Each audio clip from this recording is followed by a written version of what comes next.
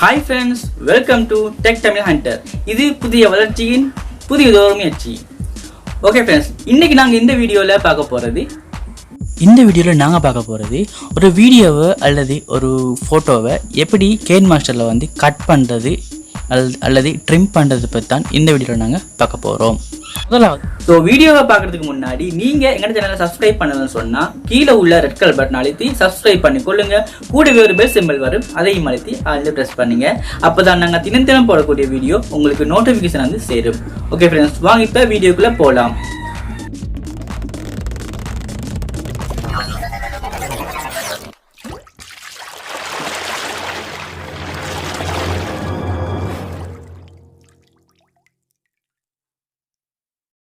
முதலாவது நீங்கள் உங்களோட ரேஷனை நீங்கள் தெரிவு செஞ்சு கொள்ளுங்க. அதுக்கப்புறம் நீங்கள் கட் பண்ண வேண்டிய ஃபோட்டோ அல்லது வீடியோவை நீங்கள் வந்து இம்போர்ட் பண்ணுங்கள். நீங்கள் கட் பண்ண வேண்டிய இடத்த மார்க் பண்ணி அந்த வீடியோ அல்லது ஃபோட்டோ மேலே ஒரு தரம் டச் பண்ணி கொள்ளுங்கள். டச் பண்ணால் உங்களுக்கு கட் பண்ண வேண்டிய 4 மெத்தட்டும் வந்திருக்கும். இந்த 4 மெத்தடில் நீங்கள் ஏதாவது ஒன்றை தான் நீங்கள் வந்து கட் பண்ண போகிறீங்க. இதில் முதலாவது இருக்கிறது என்னென்னா, உங்களுடைய இடது பக்கம் உள்ளதை வந்து கட் பண்ணப்பட வேண்டியது பற்றி சொல்லியிருக்கு. அதாவது ட்ரிம் டு லெஃப்ட் டு பிளேஹுட் அப்படின்னு வந்திருக்கு. ஸோ வலப்பக்கம் நீங்கள் இந்த இடப்பக்கம் ஏதாச்சும் கட் பண்ணணும்னு சொன்னால் அந்த ட்ரிம் டு லெஃப்ட்டை நீங்கள் வந்து, அதாவது இந்த முதலாக வைக்கிறத வந்து நீங்கள் கிளிக் பண்ணலாம். அப்புறம் வந்து உங்களுக்கு அது கட் பண்ணது வந்து ஏதாச்சும் தவறு இருந்துன்னு சொன்னால் இங்கே பார்த்தீங்கன்னு சொன்னால் ஒரு அரோ மார்க் போட்டு ரவுண்ட் ஒன்று இருக்கும். ஸோ அதை நீங்கள் கிளிக் பண்ணணும்னு சொன்னால் நீங்கள் கட் பண்ணினது திரும்பவும் ரீஎன்டர் ஆகிரும்.